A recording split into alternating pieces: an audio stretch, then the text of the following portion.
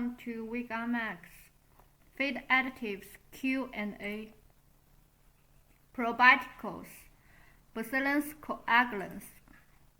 Three major differences between Bacillus coagulans and others on fermentation. First, it is different from the large aeration fermentation of Bacillus subtilis and Bacillus lacriformis.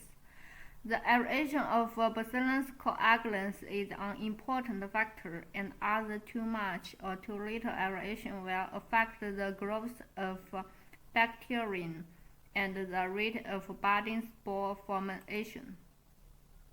Second, the culture process is different from other acid-producing probiotics, such as Lactobacillus or Clostridium butyricum, which requires a constant pH throughout the fermentation to remove the inhibition of metabolism on growth.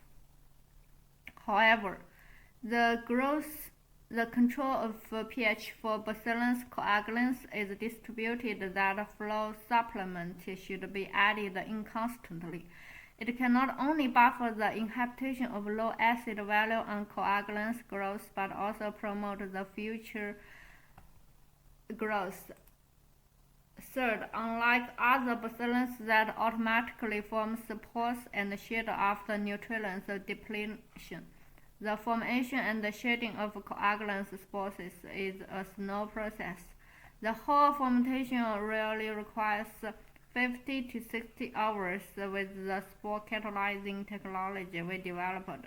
The time of spore forming and shedding has been greatly shortened to 36 to 40 hours, and the spore shedding rate has reached more than 95%.